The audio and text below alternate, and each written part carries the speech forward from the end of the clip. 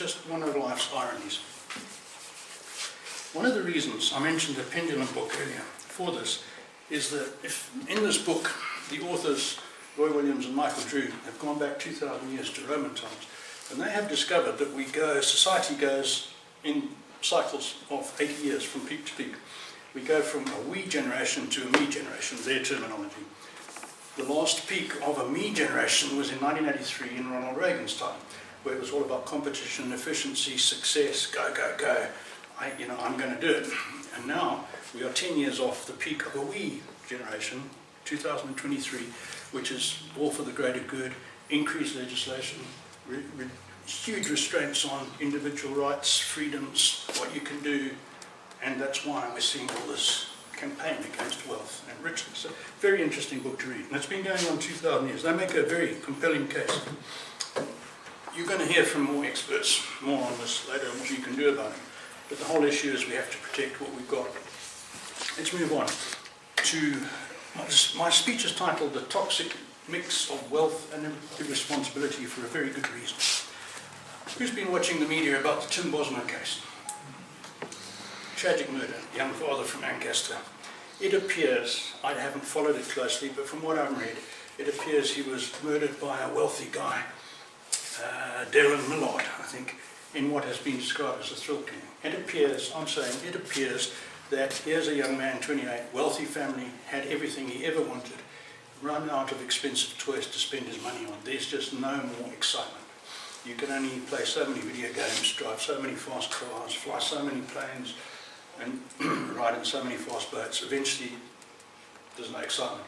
They had to go and murder someone to get their kicks. That's what I mean about the toxic irresponsibility. In the same vein, 70% of big prize winners on any lottery anywhere in the world are broke within 2 years. Many of them in far more debt than they ever were, divorced, on drugs, dead, suicide, whatever. The reason is, remember the 3 mindsets I told you about?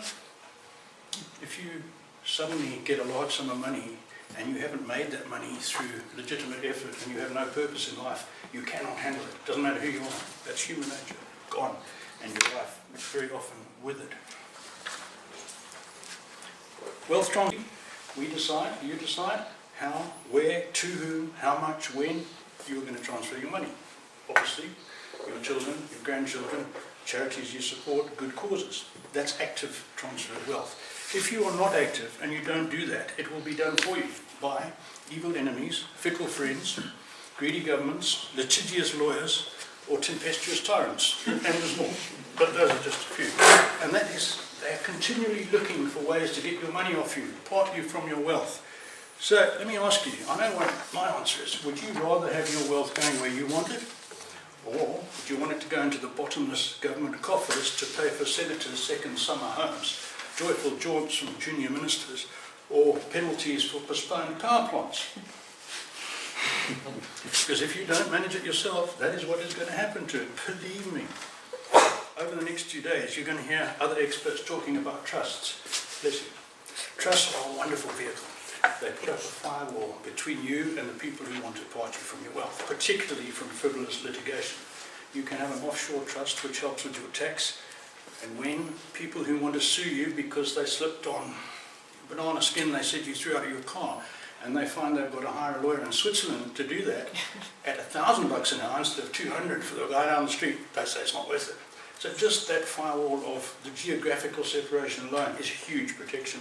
There's all sorts of other advantages you're going to hear from experts. I'm not an expert on that. You also need to look at business succession. We spoke about the 3 mindsets. We cannot guarantee that all our kids will have the same mindset we had to create our wealth. Very often they don't.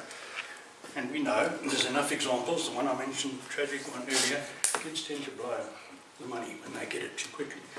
Very often, you need a professional manager to run this huge business. You don't want it destroyed by the next generation. You need professional managers. You're going to hear experts later, today or tomorrow, talking about that.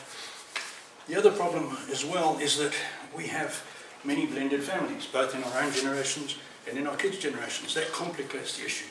Throw wealth into it and grandkids, and it gets even more complicated. You need professional advice. Listen to the experts. And as we've seen, throwing money at the problem, if you have a communication problem with kids, doesn't help.